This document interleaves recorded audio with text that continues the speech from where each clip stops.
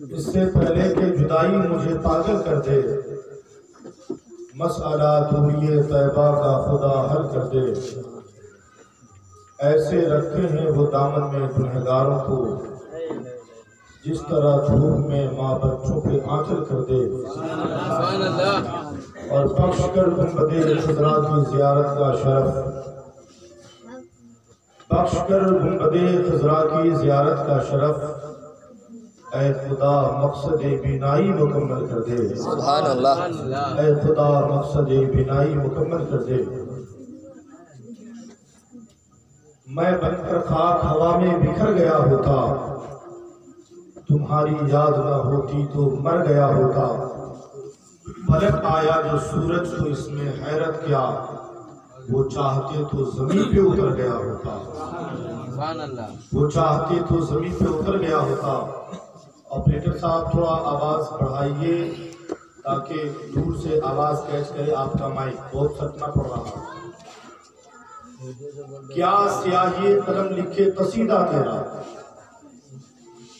کیا سیاہی قلم لکھے قصیدہ تیرا، سورہ والشمس کی تفسیر ہے چہرہ تیرا، تاکہ سایہ بھی تیرے قد سے نہ آگے جائے، مالک کل نے بنایا نہیں سایہ تیرا، تاکہ سایہ بھی تیرے قد سے نہ آگے جائے، مالک کل نے بنایا نہیں سایہ تیرا۔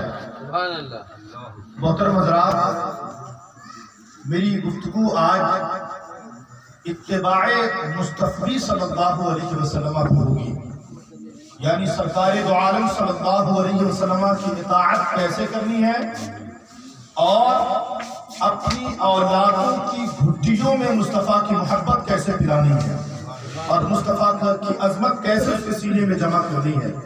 لہذا اسی نہج پر اور اسی موضوع پر میرا خطاب آپ سماعت کریں گے۔ اللہ رب العالمین فرماتا ہے قرآن مجید میں متفرق جگہوں پر، اے محبوب تم فرما دو کہ اطاعت کرو اللہ کی اور اطاعت کرو رسول اکرم صلی اللہ علیہ وسلم کی۔ اب اسی اطاعت پہ آپ گفتگو سماعت کریں گے، لیکن چند باتیں آپ توجہ کے ساتھ سنیں۔ اللہ رب العالمین جب ہمیں کوئی نعمت عطا فرماتا ہے تو نعمتیں ملنے کے بعد ان نعمتوں کو سنبھالے رکھنا اور اس کی شایان شان، اس کی وقعت و اہمیت کے اعتبار سے اس نعمت سے استفادہ کرنا یعنی فائدہ حاصل کرنا، یہ بھی ہمارے ہی اوپر ذمہ داری ہوتی ہے۔ بات سمجھ میں آ رہی ہے تو سنیے غور سے۔ اللہ تعالیٰ اگر ہمیں اولاد کی صورت میں نعمت عطا فرماتا ہے تو اس اولاد کی تربیت اور تعلیم کی ذمہ داری بھی ہماری ہی ہے، کیونکہ رب نے ہمیں نعمت تو عطا کر دیا جو کہ اس کی مہربانی اور اس کا فضل و کرم ہے، لیکن آگے کی ذمہ داری ہماری ہے کہ ہم اس رب کی دی ہوئی نعمت کو کس سانچے میں ڈھالیں اور اس سے ہم وہ کون سا کام لیں جس سے اللہ اور اس کے رسول راضی ہو جائیں۔ آپ کو اگر ایگریکلچر والے لوگ یعنی یوں سمجھیے کہ سرکار کی طرف سے آپ کو پودا دیا جاتا ہے، یعنی پودے لگائے جائیں، تو آپ کو پودا جب سرکار دیتی ہے لگانے کے لیے تو ذمہ داری آپ ہی کی ہوتی ہے کہ آپ اسے بنجر زمین پہ لگائیں گے یا آپ اسے زرخیز زمین پر لگائیں گے، یہ ذمہ داری آپ کی ہوتی ہے۔ ایگریکلچر والوں کی طرف سے جو پودا آپ کو ملتا ہے، اس پودے کو کیسی آب و ہوا کی ضرورت ہے، اسے کس قدر اس کی سینچائی کرنی ہے، یہ ذمہ داری بھی آپ کی ہے۔ اس نے دیا تو ہے آپ کو، لیکن بقیہ کام آپ کو کرنا ہے۔ اللہ تعالیٰ جب ہمیں صاحب اولاد کر دیتا ہے، جب اللہ تعالیٰ ہمیں اپنی جانب سے نعمت عطا کرتا ہے بشکل اولاد کے، تو ہماری یہ ذمہ داری بنتی ہے کہ ہم اللہ کی اس دی ہوئی نعمت کو اس قدر سنواریں کہ دنیا میں بھی میری وہ نعمت رہے تو عزت سے میرا سر اونچا ہو، مرنے کے بعد بھی اللہ میری مغفرت کا اسے ذریعہ بنا۔ لیکن آج ہمارے معاشرے میں ایسا نہیں ہوتا ہے۔ آج ہمارا معاشرہ اس بات سے بہت دور ہے۔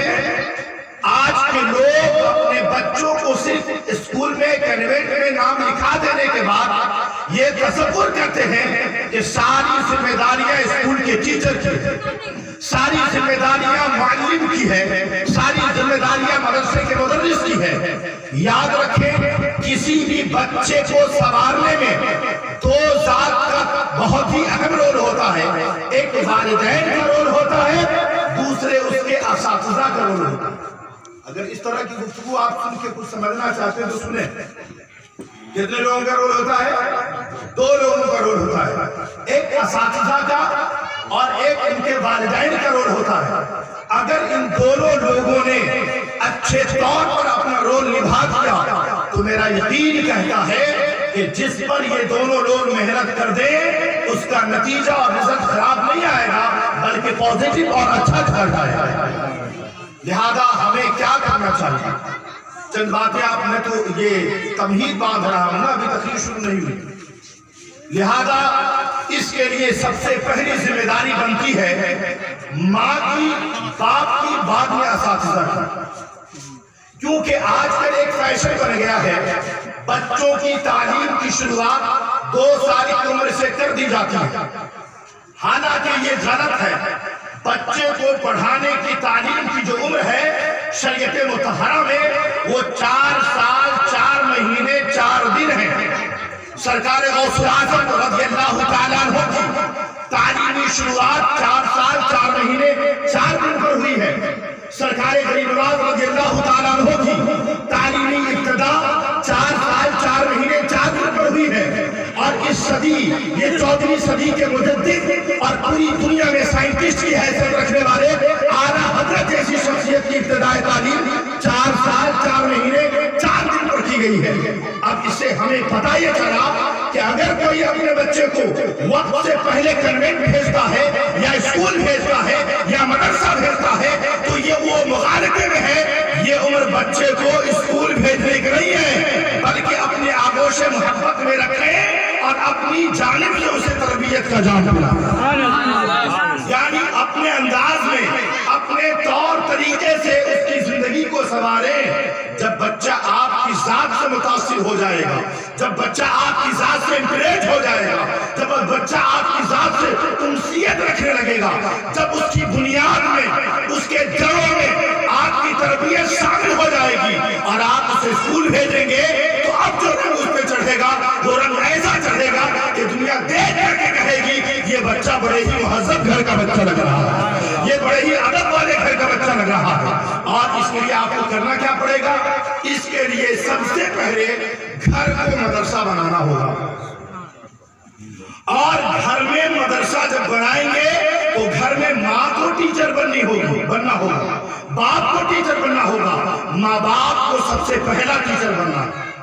اب اس کو آپ اس طرح سے سمجھیں، یاد رکھیے، ماں باپ اگر اپنے بچوں کی تعلیم و تربیت میں کلیدی رول، ایک اہم رول ادا کر لیتے ہیں تو وہ مقدر والے ماں باپ ہیں کہ اس نے اپنے بیٹے کے لیے کچھ اچھا کر دیا۔ ورنہ یاد رکھیں، پیارے مصطفیٰ صلی اللہ علیہ وسلم نے ارشاد فرمایا کہ دنیا میں جتنے لوگ ہیں اور وہ اپنی جانب سے جو کچھ اپنے اولاد کو دیتے ہیں، دھن دولت، زمین جائیداد، سونے چاندی، ہیرے جواہرات، یہ جو کچھ بھی عطا کرتے ہیں، ان تمام چیزوں میں سب سے بہترین گفٹ اولاد کے لیے یہ ہے کہ اولاد کو اچھی تعلیم اور اچھی تربیت دے دیا ہے۔ بات سمجھ میں آ رہی ہے نا آپ کو؟ یعنی میری باتوں کا ماحصل یہ ہے کہ سب سے پہلے آپ کو طے کرنا ہوگا کہ اللہ نے جو نعمت ہمیں دی ہے اس نعمت کو اگنور نہیں کرنا ہے، اس کی اہمیت کو درگزر نہیں کرنا ہے، بلکہ اس کی اہمیت سب سے پہلے ہم سمجھیں گے، تب جا کر اس کے اندر نکھار ہم پیدا کریں گے۔ ٹھیک ہے؟ اچھا، ماں باپ کا رول اہم ہے اور ماں باپ کہ رول کے بعد ہی کچھ اچھا رزلٹ دیکھنے کو ملتا ہے۔ یہ اس طرح سے بھی سمجھیں کہ یقیناً اگر ماں باپ چاہ لیں کہ میری اولاد نیک ہو جائے. ارے بھائی سب چاہتے ہیں کہ میری اولاد بزرگ بن جائے. ایک شرابی سے پوچھے کہ ایک بات بتاؤ کہ تم اپنے بیٹے کو کیسا دیکھنا چاہتے ہو؟ وہ شرابی کہے گا کہ میں چاہتا ہوں میرا بیٹا ولی کامل بن جائے. بولیے میں غلط بول رہا ہوں. ایک جویری سے پوچھے کہ تم اپنی اولاد کو کیسا دیکھنا چاہتے ہو؟ جویری کہے گا کہ میں بھی اپنی اولاد کو بڑا نمازی اور پرہیزگار دیکھنا چاہتا ہوں. آپ کسی بدکار سے بھی پوچھیں کہ تم اپنی اولاد کو کیسا دیکھنا پسند کرتے ہو؟ بدکردار بھی ہوگا، بدکار بھی ہوگا، وہ یہ چاہتا ہے کہ میری اولاد اچھی ہو جائے. ہر آدمی کی یہ چاہت ہے کہ اولاد اچھی ہو جائے. لیکن اولاد اچھی ہونے کے لیے پہلے رول ماں باپ کو ادا کرنا ہوگا. یقیناً ماں باپ وہ ہیں کہ اگر اپنی اولاد کے لیے دعا کر دیں تو اللہ ان کی دعاؤں کو رد نہیں فرماتا، بلکہ اللہ ان کی دعائیں قبول فرما کر کے ان کی اولاد کو کامیابی بھی عطا فرماتا ہے. حضرت امام بخاری رحمۃ اللہ علیہ کا نام سنا ہے نا؟ بخاری شریف کتاب سنے ہیں نا؟ نیند آ رہی تو نہیں بھگائی ہے کہ میں ہر روز نہیں آتا ہوں، سال دو سال پہ آپ سے تقریر ہوتی ہے. ادھر میری 3 تقریریں لگاتار ہوئی، لیکن آپ سنیں ذرا سا. حضرت امام بخاری جو کہ بخاری شریف کو لکھنے والے ہیں، ان کا نام حقیقت میں اسماعیل ہے. سبحان اللہ بولیے. حضرت امام بخاری کا اصلی نام محمد اسماعیل بخاری ہے. انہیں بخار بہت لگتا تھا. بچپنے میں ان کی آنکھ کی بینائی چلی گئی. کیا چلی گئی؟ آنکھ کی بینائی چلی گئی، اندھے ہو گئے. جب اندھے ہو گئے تو رب کے حضور ان کی ماں رو رو کر کے دعائیں مانگتی، تلاوت قرآن کرتی. ماں دعا کرتی میرے مولا میرے بیٹے کی آنکھ میں بینائی عطا فرما دے. نماز پڑھتی، ماں دعا کرتی مولا میرے بیٹے کی آنکھ میں بینائی عطا فرما دے. ماں بار بار دعا کرتی تھی. ایک وقت ایسا آیا کہ ماں نے دعا کی اور نیند آ گئی. جب ماں سوتی ہے تو خواب میں مصطفیٰ جان رحمت کے جد کریم حضرت ابراہیم علیہ السلام کی زیارت ہو جاتی ہے. حضرت ابراہیم علیہ السلام کی زیارت ہو گئی. حضرت ابراہیم نے پوچھا، اے عورت تو بہت ہی نیک ہے، بہت ہی بڑی عابدہ و ظاہرہ ہے، میں تجھے مبارکباد پیش کرتا ہوں کہ تو نے جس بیٹے کا نام اسماعیل رکھا ہے اللہ نے تیرے بیٹے کی آنکھ کو بینائی عطا فرما دی ہے. حضرت محمد اسماعیل بخاری، امام بخاری المعروف، جب صبح ہوئی ماں کی آنکھ کھلی، بیٹے کو جگایا. بیٹے نے ماں کے چہرے کو دیکھا، کہا امی جان میں ساری کائنات کا نظارہ کر سکتا ہوں. میری ماں اللہ نے میری آنکھوں میں بینائی عطا کر دی ہے. اب ذرا اس جملے کو بولنے کا مقصد یہ ہے کہ اگر مائیں دعا کرنے لگے، اگر باپ دعا کرنے لگے، یہ سب کے سب والدین دعا کریں تو یقیناً ان کی دعائیں اللہ قبول فرمائے گا. اور بیٹا اگر بدکار ہونے والا بھی ہوگا تو اللہ ان کو نیکیوں کے راستے پہ ڈالے گا. میں نے کیا کہا؟ میں یہ کہنا چاہتا ہوں کہ ماں کتنی بڑی دولت ہے اور ماں کیا کیا کر سکتی ہے. لیکن مائیں چاہیں تب تو ماں کا تعلق نماز سے ہوگا، تب تو ماں کا تعلق روزے سے ہوگا، تب تو ماں کا تعلق عبادات سے ہوگا، تب تو. اگر تعلق نہیں ہوگا تو پھر بھلا اللہ کی جانب سے وہ اپنی بیٹے کا تعلق کیا برقرار کرے؟ جس کا خود کا تعلق اللہ و رسول سے نہ ہوگا وہ اپنی اولاد کو تعلق اللہ و رسول سے کیسے جوڑیں گے؟ لہذا چند باتیں اور اسی حوالے سے سنیں. آج ہماری مائیں ہیں نا، اور ہمارے اکابرین و اسلاف کی ماؤں کا ذرا جائزہ لیں. ایک واقعہ آپ سنیں گے آپ کا دل بے قرار و بے چین ہو جائے گا. حضرت سعد ابن ابی وقاص رضی اللہ تعالیٰ عنہ ہیں.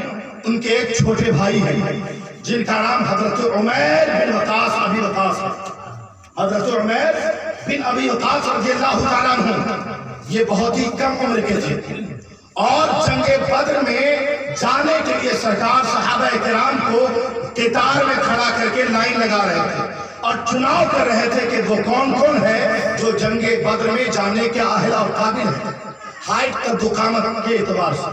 تو حضرت عمیر رضی اللہ تعالیٰ عنہ وہ چھپے چھپے پھرتے تھے ان کے بھائی حضرت سعد بن ابی وقاص رضی اللہ تعالیٰ عنہ نے چھپتا ہوا دیکھا تو کہا اے عمیر آخر تم چھپے چھپے کیوں پھر رہے ہو؟ کہا بھیا میں اس لیے چھپا پھر رہا ہوں کہ میں چھوٹا ہوں عمر میں اور بہت چھوٹا ہوں، مجھے ڈر اس بات کا ہے کہیں ایسا نہ ہو کہ سرکار ان جانثاروں کی لسٹ سے مجھے ہٹا دے اور میرا نام جانثاروں میں نہ داخل کر۔ اللہ اکبر، غور کریں آپ، چھوٹی عمر کے بچے کا ایمانی جذبہ تو دیکھیں، عشق رسالت کی جھلکیاں تو دیکھیں۔ اس بچے نے کہا میں اس بات سے ڈر رہا ہوں کہ کہیں میرا کنیکشن نہ ہو، کہیں مجھے سائیڈ نہ کر دیا جائے۔ حضرت عمیر رضی اللہ تعالیٰ عنہ ہے وہ سائیڈ یقیناً کر دیے گئے، سرکار نے چھاڑ دیا کہ تم بچے ہو جنگ میں نہیں جا سکتے۔ حضرت عمیر رونے لگے، کہا یا رسول اللہ اگرچہ عمر کے اعتبار سے چھوٹا ہوں، اگرچہ دیکھنے کے اعتبار سے چھوٹا ہوں، لیکن یا رسول اللہ میرے سینے میں جو دل ہے وہ آپ کے قدموں پر نثار ہونے کے لیے تیار ہے۔ یا رسول اللہ مجھے موقع عنایت کر دے تاکہ میں آپ کے دشمنوں سے لڑوں اور اللہ کے حضور ایک جان نہیں جو عمیر ہزاروں جان کے علامہ دینے کے لیے تیار ہے۔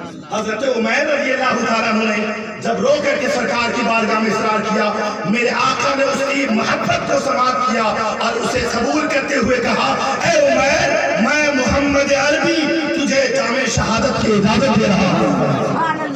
آقا نے اجازت دے دی۔ اب اس مقدر والے عمیر کا مقام و مرتبہ دیکھیں۔ حضرت عمیر رضی اللہ تعالیٰ عنہ ہیں، وہ گئے اور جنگ لڑی انہوں نے۔ جب جنگ لڑی انہوں نے تو جنگ لڑنے کے درمیان انہوں نے جامع شہادت بھی نوش کر دیا، سبحان اللہ، اور یہ ثابت کر دیا کہ یا رسول اللہ تیرے قدموں میں جو ہے غیر کا منہ کیا دیکھے، کون نظروں میں تھے، دیکھ کر تلوا تیرا تیرے ٹکڑوں پہ پلے، غیر کی ٹھوکر پہ نہ ڈال، چھڑکیاں کھائے کہاں چھوڑ کے سکتا۔ یا رسول اللہ یہ جان تو آپ کا صدقہ ہے، یہ ساری کائنات آپ کا صدقہ ہے۔ یا رسول اللہ میری زندگی میں جان تو آپ کی وجہ سے ہے۔ اے میرے آقا جو جان آپ کی وجہ سے ملا ہے اس جان کو آپ کو نثار کرنے میں ڈر کس بات ہے؟ یہ جذبہ کہاں سے آ گیا؟ یہ جذبہ کہاں سے آ گیا؟ اس چھوٹے بچے کے اندر اس قدر ایمان کا تلاطم اور ایمان کا جوش مارتا ہوا سیلاب کہاں سے آ گیا؟ یقیناً یہ ماں نے عشق رسالت بچے کے سینے میں پیدا کر دیا۔ ایک اور واقعہ ایسی ہے میں سن لیں، جنگ بدر میں ایک صحابی رسول وصال فرما کے شہید ہو گئے۔ ان کی شہادت کے بعد ان کے پاس صرف ایک اولاد بچ گئی اور ان کی بیوی بچ گئی۔ حضور اکرم صلی اللہ علیہ وسلم نے اس جنگ بدر کے کچھ وقفے کے بعد مدینہ شریف میں اپنے عاشق صادق حضرت بلال رضی اللہ تعالیٰ عنہ سے فرمایا کہ جاؤ، رات کا وقت تھا، دوپہر گزر چکی تھی، رات کی تیسری پہر شروع تھی، یعنی صبح ہونے والی تھی۔ حضرت بلال سے کہا جاؤ ندا کرو کہ ایک فوج تیار کی جا رہی ہے جو حق و باطل کے مارکہ آرائی میں اس فوج کو بھیجا جائے گا۔ جاؤ اور اعلان کر دو مدینے کی بیٹیوں سے کہ جن کے گھروں میں نوجوان اور اس لائق بچے ہیں اسے میری بارگاہ میں حاضر کیا جائے گا۔ حضرت بلال رضی اللہ تعالیٰ عنہ نے ندا کی مدینے کی گلیوں میں۔ جب ندا کی تو ایک عورت تھی جو بیوہ تھی، صحابیاں تھیں، ان کے کان میں یہ آواز پہنچتی ہے کہ رسول پاک نے یہ اعلان فرمایا ہے کہ صبح کے وقت میں ایک فوجی دستہ روانہ ہوگا، لہذا اے اسلام کی خواتین، عفت معاب، عزت معاب خواتین اسلام، تم بھی اپنے گھروں سے اپنے بیٹوں کو بھیجو۔ وہ صحابیہ جن کے شوہر جنگ بدر میں وصال کر گئے تھے وہ رونے لگتی ہیں رات میں بستر کے عالم بستر پر، بازو پہ بیٹا لیٹا ہوا ہے، 6 سال کی عمر ہے اور آنکھوں سے آنسو کے قطرات جاری ہیں۔ ماں کو روتا ہوا بیٹے نے سن لیا، سماعت کر لیا بیٹے نے ماں کی صفحیوں کو۔ بیٹے نے کہا ماں سے کہ میری ماں آپ اس رات کو روتی کیوں ہیں؟ ماں رونے کا سبب تو بتائیے۔ بیٹے سے ماں کہتی ہے میرے بیٹے میں اس لیے روتی ہوں کہ مصطفیٰ کے عاشق صادق بلال نے یہ ندا کی ہے کہ جس کے پاس جوان بیٹا ہے اسے راہ خدا کے لیے میری طرف بھیجو۔ اے میرے بیٹے کاش کہ میرے پاس کوئی جوان بیٹا ہوتا تو میں محمد عربی کے قدموں कदमों पे कुर्बान होने के लिए भेज देते। मेरे बेटे, मेरे पास कोई जवान बेटा नहीं है, इसीलिए मैं रो रही हूँ और इसी इस्तराब को मैं महसूस कर रही हूँ। उस 6 साला बेटे का जज्बा ईमानी जरा मुलाहिजा करें। उस 6 साल के बच्चे ने कहा, ए मेरी माँ, रोने की जरूरत क्या है? अगरचे मैं छोटा हूँ, आप मुझे प्यारे मुस्तफा की बारगाह में तो भेज के देंगे। मेरी माँ, मैं इस बात के लिए तैयार हुआ राजी हूँ कि मैं आपके आका पर, सारी कायनात के आका पर, सारी कायनात के दूल्हा मुस्तफा जाने रहमत की इज्जत और अज़मत के लिए अपनी जानों का नजराना मैं पेश करने के लिए तैयार हूँ। मेरी माँ, आप नाउम्मीद मत हो, आपका बेटा छोटा है तो क्या हुआ, अल्लाह ने आपके बेटे को दिल तो बड़ा अता किया है ना, जज्बा तो बड़ा अता किया है ना। लिहाजा उस खातून के रोने का सबब बेटे को पता चला। जब बेटे ने ये बात कही तो वो रोने लगी और रोने के बाद फिर उसको गले से लगाया और लगाने के बाद वो उनको ले करके गई बारगाहे रिसालत में आप सल्लल्लाहु अलैहि वसल्लम। और जाने के बाद हजरत बिलाल से कहा, किनारे में खड़ी हो गई, सबका सिलेक्शन हो रहा है, किनारे में खड़ी हो गई और हजरत बिलाल से सारा माजरा बयान किया कि मेरे पास कोई जवान बेटा नहीं है, लेकिन एक छोटा बेटा मैं चाहता हूं उसे राह खुदा में कुर्बान करूं। हजरत बिलाल ने आका की बारगाह में ये बात कही, आका ने मना फरमा दिया। अब मना करना था, वो शहजादा मुस्तफा के कदमों तले गिर गया। सुभान अल्लाह, वो शहजादा आका के कदमों तले गिर गया। कहा, या रसूल अल्लाह, मेरी माँ के दिल में ये तमन्ना है कि अगर कोई जवान बेटा होता तो अल्लाह की राह में उसे कुर्बान कर देती, लेकिन कोई जवान बेटा ना हुआ तो क्या हुआ? ए मेरे आका, मैं छोटा जरूर हूँ, लेकिन मेरा दिल इतना बड़ा है कि मेरा दिल मुस्तरिद है इस बात को लेकर कि मैं आपके कदमों तले अपनी जान निछावर करूं। उस सहाबी रसूल के उस शहजादे ने आकाए कायनात से कहा कि जान दे दी हुई उसी की चीहत तो है, यह है कि हक अदा न हुआ। अब ज़बान मुफ्ती आज़म उस शहजादे ने कहा कि ये एक जान क्या है, अगर हो करोड़ों, या रसूल अल्लाह, तेरे नाम पर सबको वादा करूंगा। अब मैं पूछना चाहता हूं कि उन बच्चों के अंदर इश्क़ रिसालत किसने पैदा किया? वो कौन सा कन्वेंट था जिस कन्वेंट ने उस बच्चे को इश्क़ रिसालत में ढाल दिया? वो कौन सा इदारा था? तो याद रखें, वो इदारा कोई और नहीं था, वो कन्वेंट कोई और नहीं था, बल्कि ये माँ की इबादत और रियासत और माँ का ताल्लुक मुस्तफा से ऐसा था कि माँ ने जो अपने सीने में मुस्तफा की मोहब्बत रखी थी, उसी मोहब्बत को बेटे के सीने में उंडेल दिया। पता क्या चला? ये सारी चीजें माँ बाप के जरिए से होती हैं। माँ बाप अगर आशिक़ रसूल हों तो यकीनन औलाद भी आशिक़ रसूल बने। मैंने क्या कहा कि हमें और आपको ये चाहिए कि हम अपनी औलाद की तरबियत करें। आपको बोरिंग हो रही है क्या? कोई दिक्कत हो रही है? नहीं हो रही है दिक्कत? तो जरा दोनों हाथों को बुलंद करके कहें, या रसूल अल्लाह। आवाज़ बुलंद, या हबीब अल्लाह। आप इतनी जल्दी सो रहे हैं, आपकी घड़ी में 10 बजे 12 बजता है, हमारे यहाँ को 12 बजे ही 12 बजता है, लेकिन बहरहाल थोड़ा सा और बेदार रहें। देखिए, आजकल बच्चों की तालीम और तरबियत की तरफ से हम सबसे ज्यादा ढीले पड़ गए हैं और हमें कोई तवज्जो नहीं कि हमारी औलाद किस रुख पे जिंदगी गुजार रही है और किस तबाही के जहाने के करीब हो रही है। वजह क्या है कि एक तो बचपन में हम तरबियत नहीं करते। अब बच्चा जब बड़ा होता है तो हमारी बच्चे के दरमियान दूरी हो जाती है। क्या होती है? जरा तवज्जो कीजिए, क्या होती है? दूरी होती है। इस दूरी होने की वजह से भी बच्चे बिगड़ जाते हैं। दूरी होने की वजह से बच्चा गलती करता है, आप हिम्मत नहीं कि आप उसे बोलें। बच्चे से रोजाना टच में रहें, सुबह से शाम का रोजाना हिसाब लें। कहाँ गए थे तुम? मैं देख नहीं रहा हूं 2-4 घंटे से, तुम दिन में कहाँ थे दोपहर के वक्त? ये ताल्लुक के तौर पर, ये नहीं कि इसमें तलखी हो, टेढ़ापन हो, मोहब्बत भी हो, कभी डांट भी हो, कभी लहजे में नरमी भी हो, हर तरह का लहजा होना चाहिए। लिहाजा ये ताल्लुक अगर बरकरार रहेगा, आपका बेटा कहीं जाएगा उसे इस बात की फिक्र सताएगी कि मैं घर से मुझे निकले हुए 2 घंटे हो गए, जाऊंगा तो बाप जरूर मुझसे पूछेगा। लेकिन बच्चा थोड़ा बड़ा हुआ, बाप ने ताल्लुक खत्म कर दिया, पूछना छोड़ दिया। बेटे ने दिन भर पबजी और फ्री फायर के हवाले अपनी जिंदगी बर्बाद कर ली, लेकिन बाप को कोई फर्क नहीं पड़ा, एक सवाल तक नहीं किया। लिहाजा ये सारी चीजें गलत हो रही हैं।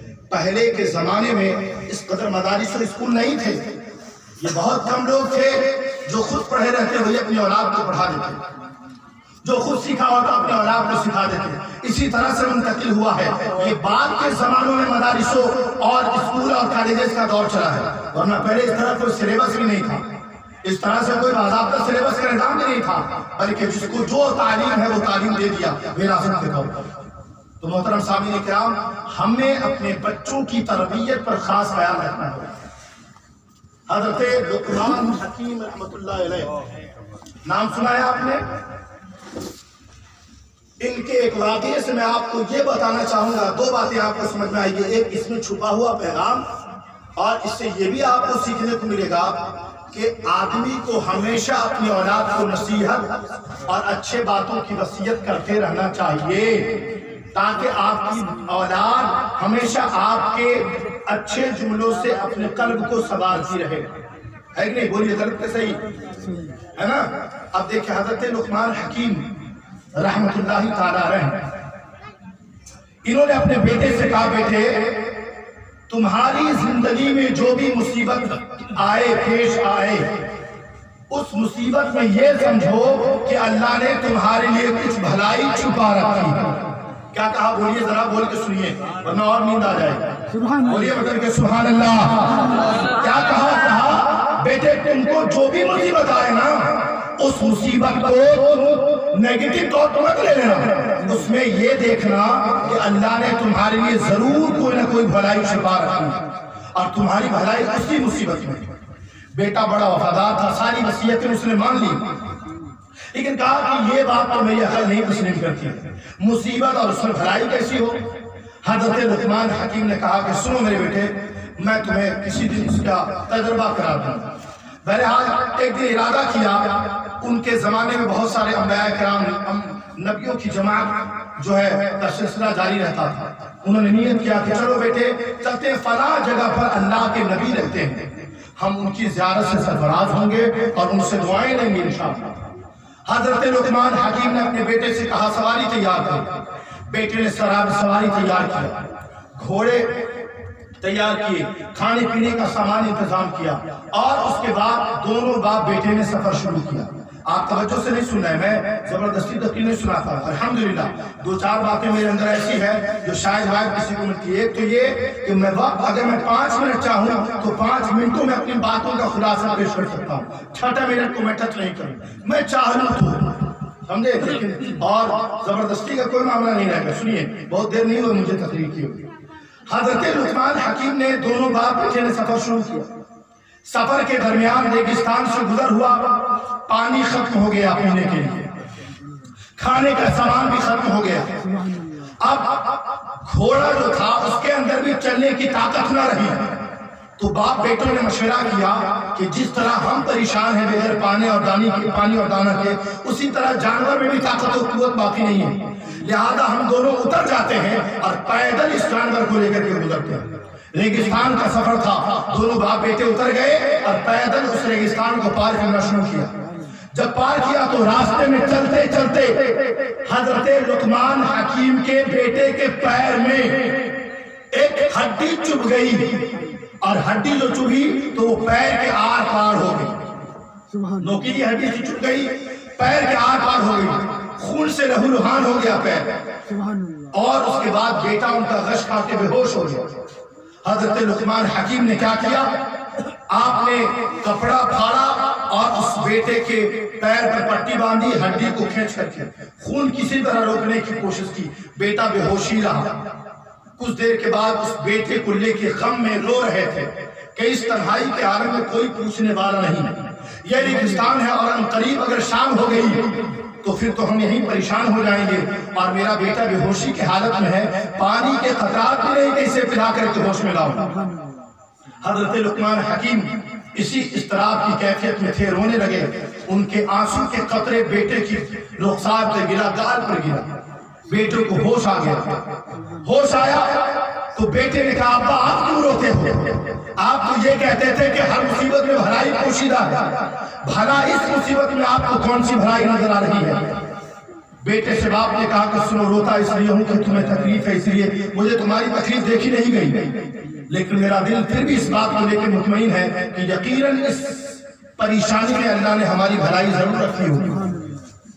کچھ دیر کے بعد حضرت لقمان حکیم نے نظر دوڑایا کہ کوئی ایسی جگہ ملے جہاں پہ ہم سایہ تلے رہ سکیں، سایہ دار درخت۔ ایک جگہ پہ ایک درخت نظر آیا دور سے، اور وہاں سے کچھ دھواں اٹھ رہا تھا۔ یہ اس کے قریب جانے لگے، جب گئے تو دیکھا کہ ایک چت کبڑے گھوڑے پر، سفید اور کالے گھوڑے پر ایک شخص خوبصورت حسین و جمیل سوار ہے۔ جب وہاں پہ پہنچے دیکھا ایک گھوڑے پہ ایک شخص، ایک آدمی سوار ہے، تو اس کے بعد اس سے سلام و کلام ہوا۔ اس کے بعد وہ فوراً گھوڑ سوار غائب ہو گیا۔ اب انہیں حیرت ہوئی کہ یہ کیا ہو گیا، سلام و کلام ہوا، اس سے ہم مدد لیتے، پانی مانگتے، کچھ کھانے پینے کو مانگتے، لیکن یہ تو لاپتہ ہو گیا، غائب ہو گیا، اب کیا کریں؟ جب غائب ہوا تو اس غائب ہونے والے نے ایک آواز دی، اے لقمان حکیم، تم جس جگہ پہ جا رہے تھے اور تمہارا جس بستی سے ابھی گزر ہونے والا تھا، اللہ نے مجھے حکم دیا تھا کہ میں اس بستی کو اور اس بستی کے لوگوں کو تباہ و برباد کر دوں۔ نہیں سن پا رہے آپ اچھے سے؟ کیا کہا کہ مجھے اللہ نے حکم دیا کہ میں اس بستی کو اور اس میں رہنے والوں کو تباہ و برباد کر دوں، لیکن جب ہمیں یہ علم ہوا کہ آپ بھی اسی بستی کی طرف تشریف لا رہے ہیں، ہم نے رب کے حضور دعا کی، مولا تو اپنے نیک بندے لقمان حکیم کو اس خطرے سے، اس حادثات سے محفوظ فرما لے۔ اللہ نے تمہارے بیٹے کے پیر میں یہ ہڈی کا معاملہ، زخمی تیرے بیٹے کا پیر ہوا، اور اللہ نے اس ذریعے سے آپ کو یہی روک لیا، اور میں ابھی اس بستی کو ہلاک کر کے آ رہا ہوں۔ اللہ کیا کہا، میں ابھی اس بستی کو تباہ و برباد کر کے آ رہا ہوں۔ بیٹے نے جب یہ بات سنی اور باپ سے کہا، یقیناً ابا حضور آپ جو بات کہتے ہیں نا وہ بات غلط نہیں ہوتی، یقیناً میرے رب نے اس چھوٹی تکلیف کے ذریعے سے ایک بڑی بلاؤں سے اللہ نے حفاظت فرما دیا۔ بولیے مطلب سبحان اللہ۔ محترم سامعین اکرام، کیا مطلب یہ کہ اپنی اولاد کو نصیحت و وصیت کرنا یہ ہمارے بزرگوں کا طریقہ رہا ہے، اور دوسرے یہ کہ ہمارے بزرگوں کی ہر نصیحت میں ہزاروں علوم و فنون کے خزائن چھپے ہوتے ہیں، خزینہ چھپا ہوتا ہے۔ درود پاک پڑھیے، اللہم صلی علی سیدنا و شفیعنا و مولانا محمد صلی علیہ وسلم علیہ یا رسول اللہ صلی اللہ تعالی وسلم۔ میری تقریر آدھے گھنٹے تو ہوئی ہے، 5 سے 10 منٹ میں تقریر ختم ہو جائے گی، 10 منٹ میں۔ اب سنیں ذرا سا، اب آپ اپنی اولاد کو بہت ساری باتیں ہیں بولنے کے لیے، الحمدللہ جس موضوع پہ خطاب ہوتا ہے اس موضوع پہ اگر شروع ہو گیا تو ختم ہونے کے لیے مواد ہی مواد آتا ہے۔ یہ سب فیضان غوث اعظم رضی اللہ تعالیٰ عنہ، بے شمار بچپنے کے واقعات میں آپ کو بتا سکتا ہوں۔ ماں نے کمال کیا، ماں نے باپ نے جو تربیت کی اس کا اثر ہر ذات میں دیکھنے کو ملا۔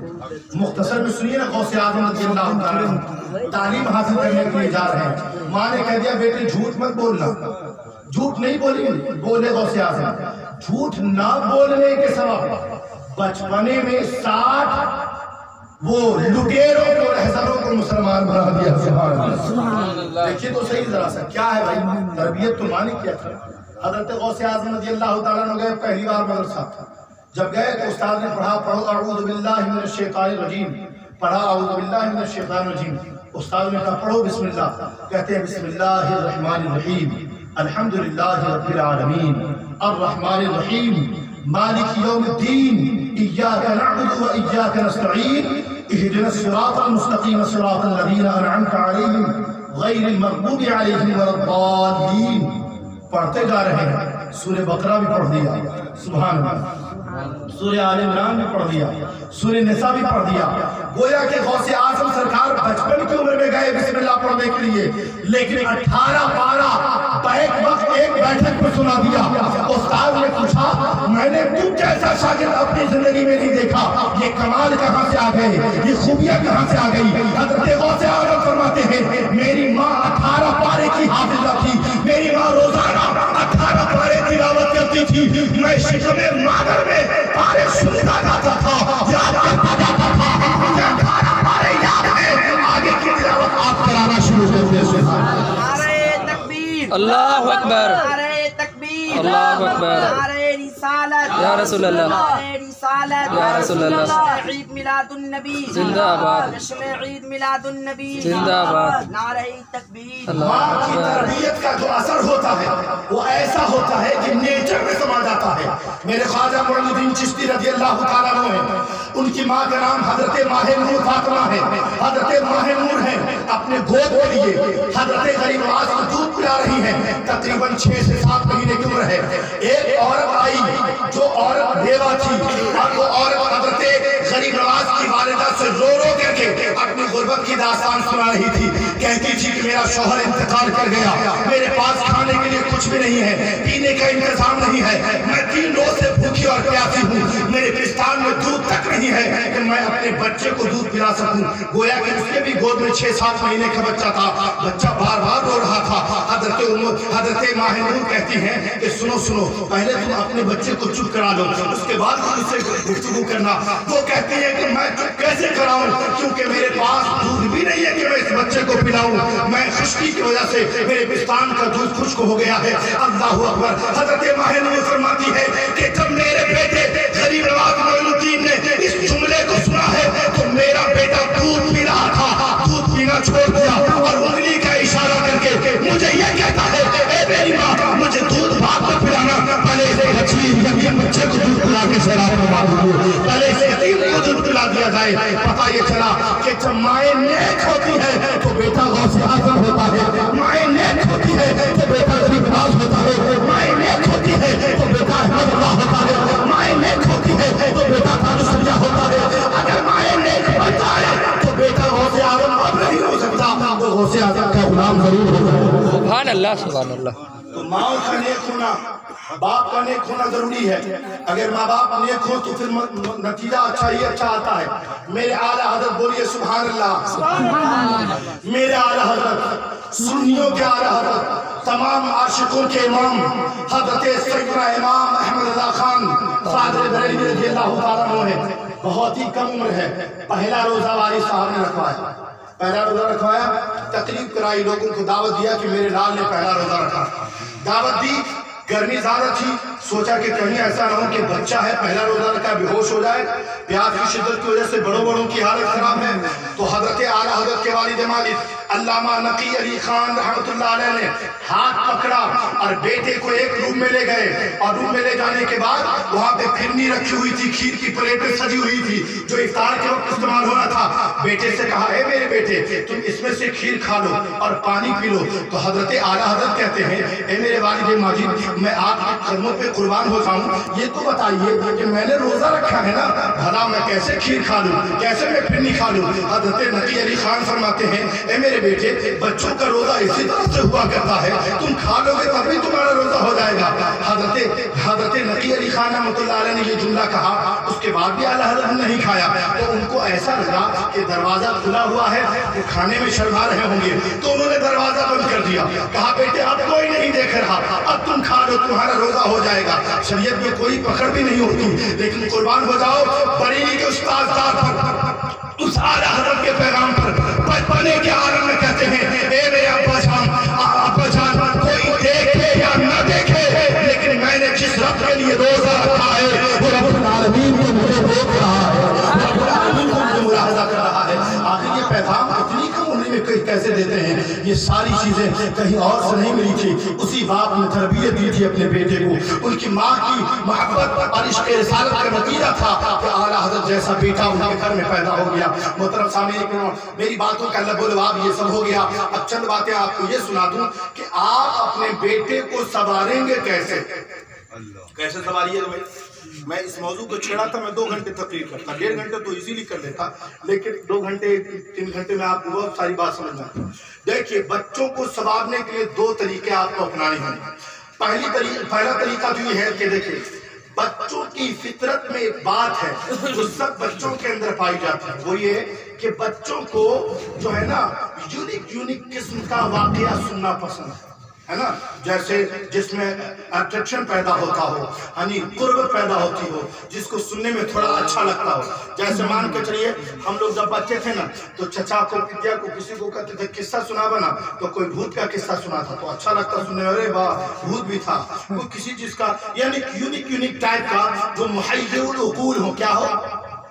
محیر العقول, جو عقل کو بات نہ سمائے لیکن واقعہ اس طرح کی باتیں سنائی جائے. بچوں کے اندر یہ فطری طور پہ اس بات کی ڈیمانڈ ہوتی ہے. آپ ذرا توجہ کیجئے گا کہ آج کی تاریخ میں بچے آپ کے یہ ڈوریمون کیوں دیکھتے ہیں, آپ کے بچے یہ بھیم وغیرہ کیوں دیکھتے ہیں, آپ کے بچے ٹیلی ویژن پر دن رات کیوں لگائے رہتے ہیں, کیونکہ ان کو یونیک چیزیں دیکھنے کا من ہے. اور اسی کے پس پردہ کچھ باتیں بھی وہ لوگ سمجھا جاتے ہیں. لیکن یاد رکھیے, آپ اگر یہ بھیم دکھائیں گے, بچہ آپ کا بھیم کا فین بن جائے گا, بچہ آپ کا کارٹون کا فین بنے گا, بچہ آپ کا جس کی تعریف سنے گا اسی کا شیدائی اور دلدادہ بن جائے گا, دیوانہ بنے گا. لیکن آپ کو زیادہ گھبرانے کی ضرورت نہیں ہے. جب آپ کا بچہ بڑا ہو تو اپنے بچے کو یہ کہو, سنو گے تم میرے مصطفیٰ کی ذات, سنو جس نبی کا ہم کلمہ پڑھتے ہیں نا, جس نبی کا پر ہم ایمان لاتے ہیں, وہ نبی کیسے تھے؟ بیٹا کہے گا کیسے تھے میرے نبی؟ تو آپ کہیے گا کہ سنو میرے آقا ایسے تھے کہ تم بچے میں تھے تو ہم نے تم کو کھلونا دیا کھیلنے کے لیے, تم کھلونے سے کھیلتے تھے. لیکن ہمارے نبی وہ ہیں کہ جھولا جھولتے تھے, انگلی کا اشارہ کرتے تھے, چاند بائیں طرف چلا جاتا تھا, انگلی کا اشارہ کرتے تھے, چاند بائیں طرف چلا جاتا تھا. جب یہ بات بچپن میں آپ کا بچہ سنے گا, دل میں یہ تمنا جاگے گی, کاش میں اس گنبد خدا کے مکین کو دیکھ لوں جو انگلی کے اشارے سے چاند کے ٹکڑے کر دیا کرتا تھا. گویا اپنے بچے کو حیرت والی باتیں سنانی ہے, میرے مصطفیٰ کے معجزات پیش کر دیجئے. آپ کا بچہ جب بچپنے سے چھوٹے واقعات مصطفیٰ جان رحمت کی سنے گا, اس کا دل آپ کے کہنے سے نہیں بلکہ فطری طور پر مصطفیٰ کی محبت میں مست ہو جائے گا اور وہ عاشق رسول بن کے بڑا ہوگا. آپ کے بچوں کو پسند کس طرح کی باتیں ہیں؟ شعر والی باتیں پسند ہے, بیڑیے والی باتیں پسند ہے. اس کو آپ اسی سمن میں, یعنی طریقہ وہی ہوگا لیکن سرکار کی محبت پلانی ہے. آپ اسے کہے کہ سنو سرکار دو عالم صلی اللہ علیہ وسلم کی رضائی ماں حضرت حلیمہ ہے, حضرت حلیمہ سعدیہ کے بیٹے حضرت حمزہ ہیں, وہ بکری چرانے جایا کرتے تھے. لیکن ایک دن کیا ہوا کہ ان کی بکری کو شیر لے کر کے چلا گیا. سرکار نہیں گئے, سرکار بھی بکری چرانے جاتے تھے, لیکن ایک دن آقا جب نہیں گئے تو جب آقا نہیں گئے تو تھوڑی دیر کے بعد حضرت حمزہ آئے, کہا کہ اے امی جان, شیر نے بکری کو جو ہے بکریوں کو شیر نے بھگا لیا اور شیر جو اچک لے گیا, اس کے ریوڑوں کو کھدیڑ لے گیا. آنے کے بعد کہا حضرت حلیمہ اور رضی اللہ تعالیٰ عنہ ہیں, وہ کہتی ہیں بیٹے یہ تو بتاؤ کہ شیر بکری کو لے گیا ہے؟ تو ہاں لے گیا ہے, اب کیسے کیا ہوگا؟ تو کہا کیا ہوگا؟ تو کہا تم نے تو ساری بکریوں کو برباد کر دیا, محمد عربی جاتے تھے کچھ نہیں ہوتا تھا, یہ کیا ہو گیا؟ اتنے میں آقا نے جب یہ بات سنی, سبحان اللہ, آقا بیمار تھے ان دنوں, آقا نے سنی تو کہا اے حمزہ چلو میں ذرا دیکھوں جنگل کے کس جانور میں اتنی ہمت ہے کہ مجھ محمد عربی کو بکری کو لے جائے.